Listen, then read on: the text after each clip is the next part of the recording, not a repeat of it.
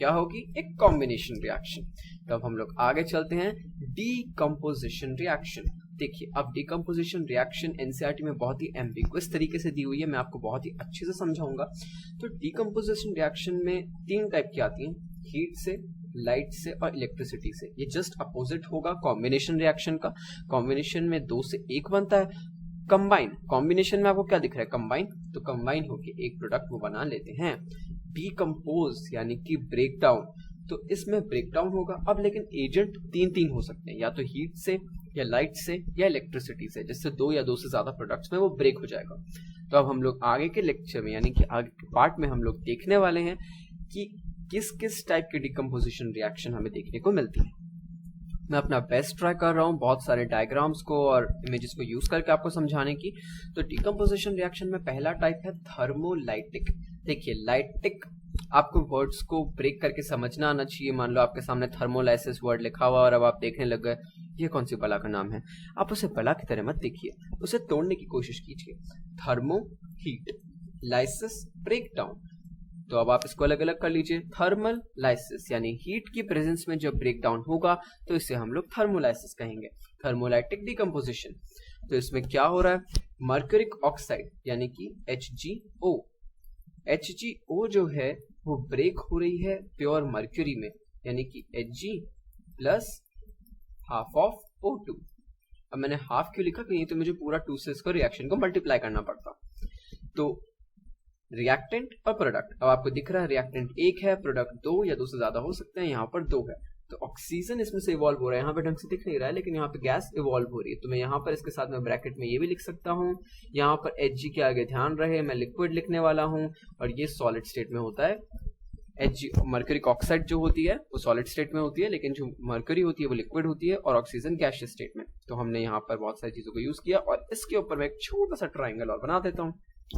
तो मेरे ख्याल से आपको समझ में आ गया होगा। तो अब हम लोग नेक्स्ट टाइप की रिएक्शन के बारे में देखते हैं। ये है फोटोलाइटिक। अब फोटो से आप क्या समझते हैं, फोटोसिंथेसिस भी वर्ड आपने सुना होगा। फोटो का मतलब होता है लाइट और लाइटिक अभी भी वही, लाइसिस यानी ब्रेक डाउन। तो फोटोलाइसिस यानी कि लाइट की प्रेजेंस में किसी भी चीज का ब्रेक डाउन। तो अभी हम लोग एग्जांपल देखते हैं। हाइड्रोजन पेरोक्साइड का एग्जांपल यहाँ दिया हुआ है, लेकिन एनसीईआरटी का एग्जांपल मैं लेके चलता हूँ तो उसमें है आपके पास में AgCl या AgBr का एग्जांपल मेरे ख्याल से दिया हुआ है। तो आप इसे देखिए आगे, तो ये जो है ये 2Ag में चेंज हो जाएगा और प्लस यहाँ पर क्या बनेगा, क्लोरीन गैस जो है वो इवॉल्व हो जाएगी। तो ये जो रिएक्शन होती है लाइट के प्रेजेंस में, ये ब्रेक बॉन्ड जो है ब्रेक हो जाएगा। फिर से आप देख सकते हैं कि यहाँ पर 1 है, यहाँ पर 2 है। तो इसका जो ब्लैक एंड व्हाइट फोटोग्राफी में भी यूज होता है, इसका भी कई बार पूछ लिया जाता है क्वेश्चन, तो इसको भी आप ध्यान में रखें। तो अब हम लोग आगे चलते हैं। तो जो लास्ट टाइप की डीकंपोजिशन रिएक्शन हम देखने वाले हैं वो है इलेक्ट्रोलिसिस। फर्स्ट हमने देखा थर्मोलिसिस, मैं रिपीट कर रहा हूं ताकि आपको याद हो जाए, थर्मोलिसिस, फोटोलिसिस और अब हम लोग देखने वाले हैं इलेक्ट्रोलिसिस। ये सभी डीकंपोजिशन रिएक्शन के फर्दर टाइप्स थे।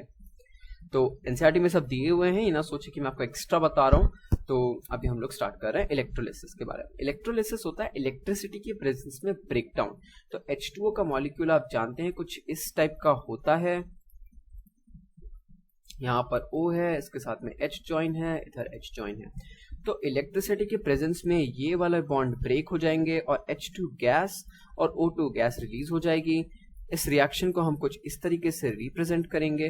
तो यहाँ आप देख सकते हैं कि आपको अब बहुत सारी चीजें यहाँ ध्यान रखने की जरूरत नहीं है, ये सब कुछ बहुत ही कॉम्प्लेक्स है, आपको आगे पढ़ाया जाएगा तो हम आगे ही इस बात को समझें तो ज्यादा अच्छा रहे। तो अभी हम लोग बस इतना ध्यान रखते हैं कि इलेक्ट्रिसिटी सोल्यूशन में से पास करते ही वाटर में से एक तरफ ऑक्सीजन निकल जाएगा और एक तरफ हाइड्रोजन निकल जाएगा। ज्यादा से ज्यादा आप इतना याद रख सकते हैं कि पॉजिटिवली चार्ज की तरफ ऑक्सीजन निकलता है और नेगेटिवली चार्ज की तरफ हाइड्रोजन निकलता है। अब क्यों होता है, कैसे होता है, ये सब आप आगे की क्लासेस में समझें तो ज्यादा अच्छा रहेगा। तो H2O का कुछ ऐसी रिएक्शन आप देख सकते हैं कि 2H2 और साथ में प्लस O2 ये रिलीज हो गई है। इस रिएक्शन को लिखने का क्या तरीका है, तो आप H2O लिखिए, H2 लिख दीजिए, O2 लिख दीजिए, फिर आप बैलेंस कीजिए। यहाँ पर H2 है, सबसे पहले आप H2 तो मैच हो गया, लेकिन O और O यहाँ पे डबल है और यहाँ पे सिंगल, तो इसके आगे 2 लगा दीजिए और इसके आगे 2 लगा दीजिए, रिएक्शन आपकी बैलेंस हो चुकी है। तो अब हम लोग नेक्स्ट रिएक्शन टाइप देखते हैं। लिसिस में हमने 3 टाइप के रिएक्शंस पढ़ी हैं डीकंपोजिशन में। तो पहला हमने देखा कॉम्बिनेशन, फिर हमने देखा डीकंपोजिशन, और अब हम लोग देख रहे हैं आगे डिस्प्लेसमेंट रिएक्शन। तो अब हम लोग देखने वाले हैं डिस्प्लेसमेंट रिएक्शन। इसको मैं सुपर सिंपल रिएक्शन भी कहता हूँ। क्यों? क्योंकि बहुत ही सिंपल है। डिस्प्लेसमेंट, जिंक आया, कॉपर को डिस्प्लेस किया, जिंक सल्फेट और कॉपर आया, उसने सिल्वर को डिस्प्लेस किया, कॉपर और सिल्वर। तो आप यहाँ पर देखेंगे क्या रिएक्शन में, जब आपको ऐसा लगे कि जिंक ने कॉपर को डिस्प्लेस किया है या किसी भी एलिमेंट ने किसी को डिस्प्लेस किया है, फर्स्ट रिएक्शन आपको याद होगी, हमने फेरस और कॉपर सल्फेट की देखी थी, जिसमें फेरस कॉपर को डिस्प्लेस करता है। अब कौन किसको डिस्प्लेस करता है, रिएक्टिविटी सीरीज पर डिपेंड करता है, और ये 3rd चैप्टर में आएगा। तो मैं उसकी आपको बहुत ही अच्छी ट्रिक में बता देता, लेकिन वो मैं 3rd चैप्टर में बताऊंगा कि यहाँ पे टाइम की कमी है। तो हम लोग सिर्फ इतना देखते हैं, डिस्प्लेसमेंट रिएक्शन मतलब किसी ने किसी को डिस्प्लेस कर दिया। अब हम लोग नेक्स्ट टाइप का रिएक्शन देखते हैं, जो कि है double displacement reaction. Double displacement क्या है? अब ये कौन सी बला का नाम है? डिस्प्लेसमेंट यानी कि एक एलिमेंट दूसरे एलिमेंट को डिस्प्लेस करता है। डबल डिस्प्लेसमेंट यानी दोनों ही एक दूसरे को डिस्प्लेस कर देते हैं। इससे हम लोग ज्यादा अच्छे से ऐसे समझे कि एक्सचेंज रिएक्शन है, दोनों अपनी जगह एक्सचेंज कर लेते हैं। जैसे एल्यूमिनियम का सल्फेट था, तो यहाँ कैल्शियम का सल्फेट हो गया, कैल्शियम की हाइड्रोक्साइड थी तो एलियम का हाइड्रोक्साइड बन गया। देखिए, एल्यूमिनियम सल्फेट से एल्यूमिनियम हाइड्रोक्साइड और कैल्शियम हाइड्रोक्साइड से कैल्शियम सल्फेट, तो एल्यूमिनियम कैल्शियम की जगह आ गया और कैल्शियम एल्यूमिनियम की। ये पहचानने में बहुत ही आसान है। और यहाँ पर आपको बहुत छोटी सी चीज दिख रही होगी कि सब एक्वस हैं, लेकिन ये सॉलिड स्टेट है। तो सॉलिड, तो आपने देखा कि एल्यूमिनियम और कैल्शियम ने कैसे जगह को एक्सचेंज कर लिया। तो यहाँ पर जो सॉलिड आप देख रहे हैं, तो सब एक्वस है लेकिन ये सॉलिड है, तो सॉलिड कहाँ आ जाएगा? नीचे। तो ये एक प्रेसिपिटेट रिएक्शन का भी टाइप है। कैल्शियम सल्फेट कहाँ? नीचे डिपॉजिट हो जाएगा। तो अब हम लोग लास्ट टाइप की रिएक्शंस देख रहे हैं। इसके बाद में रिडॉक्स और वो सब बची हैं, लेकिन मतलब मेजर टाइप में एंडोथर्मिक, एक्सोथर्मिक रिएक्शंस क्या होती हैं। तो एंडोथर्मिक रिएक्शंस, एंडो और थर्मिक 2 वर्ड से मिलकर बना है। इसे आप कैसे याद रख सकते हैं मैं बता रहा हूँ, वैसे सबको पता होता है। एंडो और थर्मिक, एंडो का मतलब अंदर और हीट, तो यानी कि जिसमें हीट एब्जॉर्ब होती है एनर्जी किसी भी फॉर्म में, तो उस रिएक्शन को हम लोग क्या बोलते हैं? Endothermic reaction. और जिस भी रिएक्शन में हीट इवॉल्व होती है उसे हम क्या कहते हैं? Exothermic reaction. तो अब यहाँ पर एक लाइन लिखी हुई है कि most of the combination reactions are exothermic. पर ऐसा क्यों? कॉम्बिनेशन में क्या होता है? कॉम्बी, यानी कि 2 मिलकर एक चीज का फॉर्मेशन करते हैं। तो अब आप एक चीज मुझे बताइए कि नए बॉन्ड को बनाने में एनर्जी यूज हो जाएगी, तो हीट को क्या होगा? कॉम्बिनेशन रिएक्शन में क्या होगा कि 2 जो एलिमेंट्स हैं वो कंबाइन होंगे और एक कंपाउंड का फॉर्मेशन करेंगे। और जब बॉन्ड का फॉर्मेशन होता है, नए बॉन्ड्स बनते हैं, तो मैसिव अमाउंट में हीट रिलीज होती है। तो जो हीट रिलीज होती है, इस वजह से हम लोग इसे एक्सोथर्मिक कहते हैं। और जो यहाँ पे लास्ट में लाइन लिखी हुई है कि most of the decomposition reactions are endothermic, तो जैसे हमने देखा ही था, कितने टाइप की डीकंपोजिशन रिएक्शन देखी थी हमने? फोटोलिटिक, थर्मोलिटिक और इलेक्ट्रोलिटिक। तो सबके अंदर हम लोगों को एक में हीट दे रहे थे, एक में लाइट दे रहे थे, एक में इलेक्ट्रिसिटी दे रहे थे, तो सब अलग अलग फॉर्म में एनर्जी ही तो दी हमने।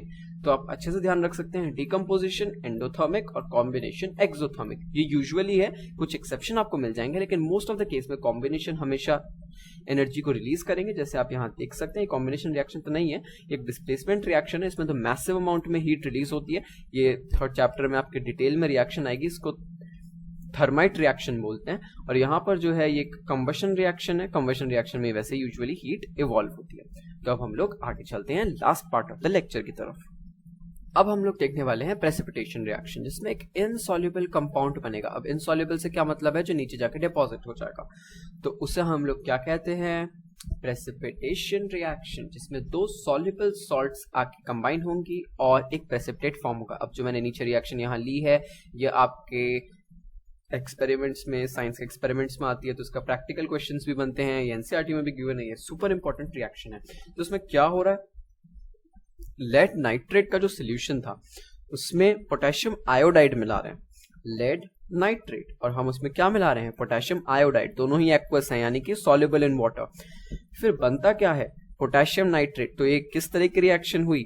तो उन्होंने अपनी जगह चेंज कर ली ना, लेड का तो क्या बन गया आयोडाइड और पोटेशियम का क्या बन गया नाइट्रेट। तो ये एक डबल डिस्प्लेसमेंट रिएक्शन है और साथ में लेड आयोडाइड जो है वो येलो कलर का प्रेसिपिटेट बना देता है नीचे आके। ये बहुत ही इंपॉर्टेंट रिएक्शन है, पेपर में इस तरीके से पूछा जाता है कि when X is added to potassium lead nitrate yellow colour precipitate is form. तो आप इसमें याद रखेंगे कि पोटेशियम आयोडाइड जब लेड नाइट्रेट में मिलाया जाता है तो येलो कलर का प्रेसिपिटेट लेड आयोडाइड का फॉर्म हो जाता है। तो ये रिएक्शन आपको बाय हार्ट याद होनी चाहिए, ये बैलेंसिंग करने के लिए भी कई बार पूछी जाती है।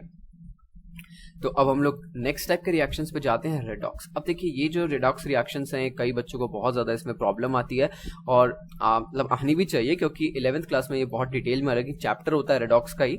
तो लेकिन मैं आपको एक बहुत ही सिंपल आज एक ट्रिक बताने वाला हूँ, इसके बाद में जिंदगी में कभी नहीं भूलेंगे कि ऑक्सीडेशन कौन सी होती है और रिडॉक्स कौन सी होती है। आप दो चीज़ याद रखिए, ऑयल यानी कि तेल OIL और रिग RIG। देखिए ऑक्सीडेशन में आपको इतना तो पता ही होगा कि जब कोई एलिमेंट ऑक्सीजन को गेन करेगा तो ऑक्सीडेशन होगा, वर्ड ऑक्सीडेशन से पता चल रहा है। और रिडक्शन जिसमें वो हाइड्रोजन को गेन करेगा, ठीक है। और इसका जस्ट अपोजिट अब देखेंगे, ऑक्सीडेशन में या तो वो हाइड्रोजन को लूज करेगा या फिर रिडक्शन में जो ऑक्सीजन को लूज करेगा। तो देखिए ऑक्सीडेशन, अब एक चीज याद रखिए क्योंकि वो क्रिस क्रॉस होगा, जिसमें जैसे आप ऑक्सीडेशन का याद रख लीजिए कि ऑक्सीजन का गेन और हाइड्रोजन का लॉस, तो रिडक्शन में जस्ट अपोजिट हो जाएगा, ऑक्सीजन का तो लॉस और हाइड्रोजन का गेन। आप एक चीज याद रखिए, ऑक्सीडेशन में क्या होगा, ऑक्सीजन का गेन और हाइड्रोजन का लॉस। तो ये चीज आप याद रखिए कि ऑक्सीजन का तो गेन और हाइड्रोजन का लॉस। तो रिडक्शन में क्या होगा, जस्ट अपोजिट, ऑक्सीजन का लॉस और हाइड्रोजन का गेन। अब जो ये इलेक्ट्रॉन वाली कहानी है ये आप इससे याद रख सकते हैं, ऑयल में ऑक्सीडेशन और एल मतलब लॉस। तो ऑक्सीडेशन में क्या है, लॉस ऑफ इलेक्ट्रॉन, रिग यानी रिडक्शन और इसमें जी आ रहा है इज गेन ऑफ इलेक्ट्रॉन। तो आप समझ गए हैं oxidation is loss of electron और reduction is gain of electron. और ऑक्सीजन और हाइड्रोजन की कहानी यूजुअली सब स्टूडेंट्स को आसानी से समझ में आ जाती है क्योंकि ऑक्सीडेशन वर्ड में ही ऑक्सीजन आ रहा है, तो यानी कि ऑक्सीजन का गेन है। बाकी सब आप क्रिस क्रॉस बना दीजिए कि ऑक्सीजन आ गया गेन में तो इसके अंदर लॉस किसका होगा, हाइड्रोजन का, और इसका जस्ट अपोजिट कर दीजिए तो उसमें गेन किसका होगा, हाइड्रोजन का, और लॉस किसका होगा, ऑक्सीजन का। तो सिर्फ ऑक्सीडेशन वर्ड से ही ये वाला पार्ट तो पूरा आपका क्लियर हो जाता है। इलेक्ट्रॉन की कहानी के लिए मैंने आपको ये प्यारा सा तरीका बता दिया है। तो अब हम लोग आगे की कहानी को समझते हैं। आगे की कहानी में हमारे पास में ऑक्सीडाइजिंग एजेंट और रिड्यूसिंग एजेंट की कहानी दी हुई है। ये कहानी यूजुअली बच्चों को बहुत ज़्यादा हार्ड लगती है, आगे के चैप्टर्स में फिर से आएगी तो वहाँ पे हम लोग इसमें डीप से बात कर सकते हैं। देखिए ऑक्सीडाइजिंग एजेंट का मतलब होता है जो सामने वाले को ऑक्सीडाइज करे, और रिड्यूसिंग एजेंट का मतलब जो सामने वाले को रिड्यूस कर दे। तो अब जो सामने वाले को ऑक्सीडाइज करेगा तो वो खुद रिड्यूस हो जाएगा, और जो सामने वाले को रिड्यूस करेगा वो खुद ऑक्सीडाइज हो जाएगा। तो बस इतनी सी कहानी है, इसको हम लोग आगे के चैप्टर में डिटेल से पढ़ेंगे। आप नहीं पढ़ना चाहें तो नहीं भी पढ़ सकते, लेकिन एक अच्छी चीज क्या होती है कि जब हम पहले किसी चीज को पढ़ ले चुके होते हैं ना एक बार, तो दूसरी बार में आसान लगती है, तो आपको आगे ये चीज आसान लगेगी, इसलिए मैंने इसे यहाँ पे ऐड कर दिया था। तो अब हम लोग बात करते हैं कि ऑक्सीडेशन रिडक्शन होता क्या है। तो एक सिंपल सा एग्जाम्पल आपको यहाँ दिख रहा होगा, यहाँ पे ZnO है और कार्बन है और जिंक है और कार्बन मोनोऑक्साइड है। तो जिंक के पास क्या था, ऑक्सीजन, लेकिन प्रोडक्ट में क्या है, जिंक के पास से क्या हो चुका है, लॉस ऑफ ऑक्सीजन, और कार्बन के पास क्या हो चुका है, गेन ऑफ ऑक्सीजन। तो अब सिंपल सी चीज क्या दिख रही होगी आपको कि गेन ऑफ ऑक्सीजन किसके पास हुआ है, कार्बन के पास। तो कार्बन का क्या हुआ, ऑक्सीडेशन, और सामने वाले का क्या हो गया, रिडक्शन। तो जिन रिएक्शन के अंदर ऑक्सीडेशन और रिडक्शन दोनों होता है तो उसे हम लोग क्या बोलते हैं, redox reaction. Yes, redox reaction, जिसमें रिडक्शन और ऑक्सीडेशन साथ में होता है। यूजुअली सारी की सारी रिएक्शन आप जितनी भी पढ़ते हैं सब रेडॉक्स होती है एक मॉलिक्यूलर लेवल पर, बट आपको मतलब समझ में आना चाहिए कि कैसे रिडॉक्स वर्क करता है। तो आप बस इतना ध्यान रखिए, जिस रिएक्शन में ये डिफाइन करने के लिए आएगा, आपको पहचानने के लिए यूजुअली नहीं पूछेंगे, आपको पूछेंगे डिफाइन रिडॉक्स। रिडॉक्स का मतलब है जिसमें रिडक्शन भी हो और जिसमें ऑक्सीडेशन भी हो। ऑक्सीडेशन मतलब गेन ऑफ ऑक्सीजन और लॉस ऑफ हाइड्रोजन, और रिडक्शन मतलब गेन ऑफ हाइड्रोजन और लॉस ऑफ ऑक्सीजन। अब एक चीज को याद रखिए, दूसरी चीज उसके क्रिस क्रॉस है, उसकी जस्ट अपोजिट। तो अब हम लोग आगे चलते हैं। तो अब हम लोग जो आ गए हैं लास्ट पार्ट की तरफ आ चुके हैं लेक्चर के। तो कोरोजन क्या होता है, कोरोजन बहुत ही सिंपल वर्ड है। कोरोजन का मतलब है खराब हो जाना, किसी भी एक मेटल की सरफेस का कोरोड हो जाना। ये सिल्वर के साथ भी होती है, आपने देखा होगा सिल्वर ज्वेलरी आप सबके घर पे होती होगी यूजुअली, तो वो कुछ टाइम के बाद में ब्लैक ब्लैक उसके ऊपर परत से आ जाती है। कॉपर जो होता है उसके ऊपर ग्रीन कलर की परत आ जाती है, और जो आयरन होता है उसके ऊपर रस्टिंग हो जाती है। तो ये सब में कॉमन क्या है, इन सब का कोरोजन हो रहा है। तो इसकी अच्छी अच्छी रिएक्शंस होती हैं, वो सब थर्ड चैप्टर में हम लोग पढ़ेंगे कि कैसे उसके रिएक्शंस वर्क करती हैं। तो अभी हम लोग को बस इतना ध्यान रखना है कि by the action of moisture, air और केमिकल्स धीरे धीरे सराउंडिंग के अंदर कांटेक्ट में आने की वजह से धीरे धीरे टाइम के साथ में आयरन की रस्टिंग हो जाती है, कॉपर की टार्निशिंग हो जाती है, सिल्वर की भी टार्निशिंग हो जाती है। तो इसको हम लोग कुल मिला के क्या बोलते हैं, कोरोजन। इसकी डेफिनेशन इंपॉर्टेंट है और किस किस में होती है ये इंपॉर्टेंट है। तो अब हम लोग आगे चलते हैं, रैंसिडिटी एक लास्ट टॉपिक है इसका। इसमें यूजुअली बच्चों को प्रॉब्लम भी नहीं आती है, बहुत ही सिंपल है, बहुत ही एक प्रैक्टिकल टॉपिक है रैंसिडिटी। आपने यूजुअली देखा होगा अगर आप चिप्स को या फिर किसी भी फैट की चीज को खुला छोड़ देते हैं तो उसमें ऑक्सीडेशन हो जाता है फैट्स का। ऑक्सीडेशन मतलब addition of oxygen, removal of hydrogen, oxidation word से एडिशन ऑफ ऑक्सीजन। तो अब मेरे ख्याल से आप अच्छे से समझ गए होंगे रेडॉक्स को भी, मैं हर जगह से बार बार बीच में लेकर आ रहा हूँ क्योंकि यूजुअली बच्चों को सिर्फ इस चैप्टर में उसी में प्रॉब्लम आती है। तो जब आप लॉन्ग टाइम के लिए किसी भी चीज को बाहर एयर के कांटेक्ट में छोड़ देते हैं, खाने की चीज में जिसमें फैट्स या ऑयल्स होते हैं, तो उसकी रैंसिडिटी हो जाती है, उसमें से बदबू आने लग जाती है, टेस्ट खराब हो जाता है, और ऐसी चीजों को हमें नहीं खाना चाहिए। स्टमक इन्फेक्शन हो सकता है, ऐसा आप सभी समझदार हैं, ऐसा काम कोई भी नहीं करेगा। तो इसका प्रिवेंशन क्या है, यूजुअली एग्जाम में आपसे या तो इसकी डेफिनेशन पूछी जाती है या प्रिवेंशन पूछा जाता है। डेफिनेशन हम लोग फिर से देख सकते हैं कि इसमें ऑक्सीडेशन वर्ड का आना जरूरी है, टीचर उसमें ऑक्सीडेशन वर्ड को ढूंढेगी। तो it refers to the oxidation of fats and oils in the food kept for a long time and gives a foul smell and bad taste to food, cause a stomach infection on consumption. तो आप बस इतना ध्यान रखिए, fats और oils का oxidation जिससे आएगी फाउल स्मेल और गंदा टेस्ट, और इसका कंजप्शन से आपको फूड पॉइजनिंग या फिर स्टमक इन्फेक्शन हो सकता है। तो इसके प्रिवेंशन क्या है, आप उसे एयर टाइट में रख दीजिए। आपने क्या कहा कि उसका एनवायरमेंट में या एयर के कॉन्टैक्ट में आने से रेंसिडिटी हो रही है, तो हम क्या करेंगे, एयर टाइट में रख देंगे। एयर टाइट में करने के बाद no air in no air out, तो नो रेंसिडिटी।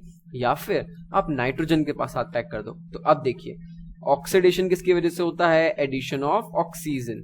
तो जब हम लोग नाइट्रोजन के पास साथ में पैक कर देंगे, जैसे आपके जितने भी चिप्स वगैरह आते हैं उसमें नाइट्रोजन पैक्ड होती है, तो जब नाइट्रोजन में पैक कर देंगे तो ऑक्सीजन तो वैसे ही उसमें खत्म हो गई। तो जब ऑक्सीजन ही नहीं होगी तो फिर ऑक्सीडेशन कैसे होगा, और रैंसिडिटी भी नहीं होगी।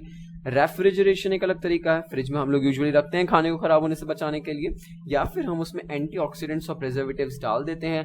ये बहुत टाइप के मार्केट में अवेलेबल होते हैं, यूजुअली आपके जो पिकल्स और उसके अंदर यूज की जाती हैं एंटीऑक्सीडेंट्स और प्रिजर्वेटिव्स, ये हमारी बॉडी के लिए थोड़े हार्मफुल होते हैं, इसीलिए कई बार लिखा भी जाता है no added preservatives and antioxidants. Antioxidants मतलब जो ऑक्सीडेशन को रोके, और प्रिजर्वेटिव्स मतलब जो खाने को प्रिजर्व करके रखे, दोनों चीज का एक ही मतलब है।